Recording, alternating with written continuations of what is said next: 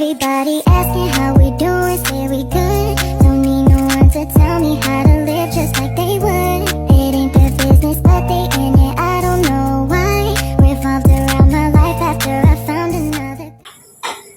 Perkenalkan, nama saya Estina Francisca Pardosi dengan NIM 2303060028 dari Prodi Peternakan Fakultas Pertanian Universitas Sumatera Utara.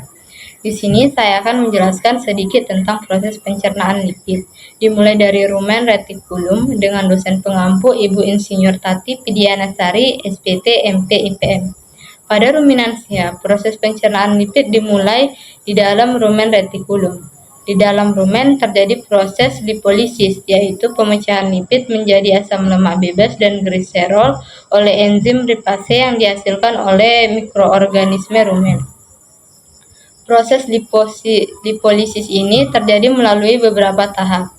Yang pertama itu ada trigliserida yang masuk ke dalam rumen akan dihidrolisis oleh enzim lipase mikroba rumen, memecah ikatan ester pada trigliserida dan menghasilkan asam lemak bebas serta gliserol. Selanjutnya, asam lemak bebas yang dihasilkan akan mengalami proses biohidrogenasi oleh bakteri rumen. Proses biohidrogenasi melibatkan reaksi reduksi ikatan rangkap pada asam lemak tak jenuh, mengubahnya menjadi asam lemak jenuh. Tujuan utama proses biohidrogenasi ini adalah untuk melindungi bakteri rumen dari efek toksik asam lemak tak jenuh.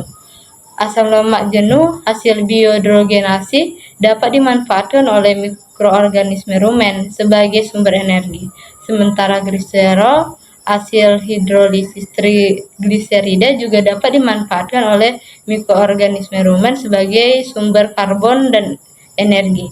Proses lipolisis dan biohidrogenasi ini di rumen retikulum merupakan tahap awal dari metabolisme lipid pada ruminansia, yang selanjutnya akan dimanfaatkan oleh hewan ruminansia untuk berbagai keperluan, seperti produksi energi, pembentukan jaringan lemak, dan sintesis senyawa lainnya.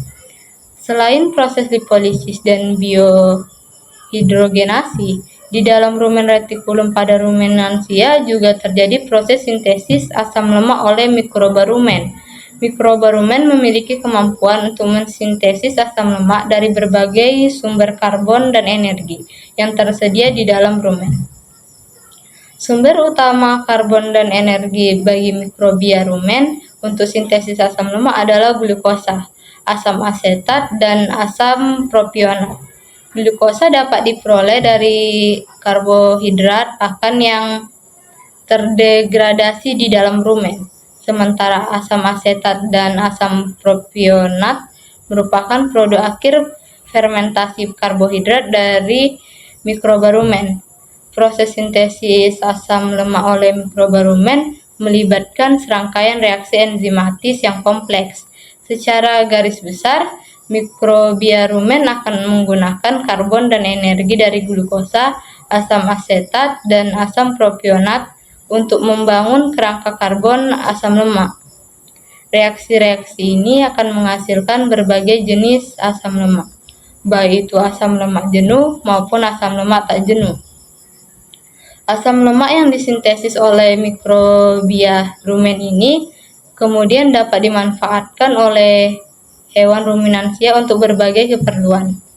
Sebagian asam lemak akan digunakan sebagai sumber energi, sedangkan sebagian lagi akan digunakan untuk pembentukan jaringan lemak, baik itu dalam tubuh maupun di dalam kandungan susu. Selain itu, asam lemak hasil sintesis mikrobia rumen juga dapat digunakan untuk sintesis senyawa-senyawa lain yang penting bagi kesehatan dan produktivitas hewan ruminansia. Proses sintesis asam lemak oleh mikrobia rumen merupakan salah satu mekanisme penting dalam metabolisme lipid pada ruminansia.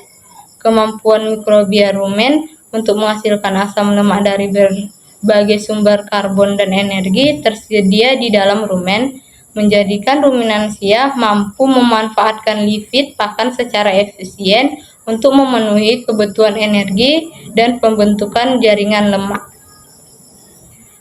Oke, sekian sedikit pemaparan materi dari saya. Kurang dan lebihnya saya mohon maaf.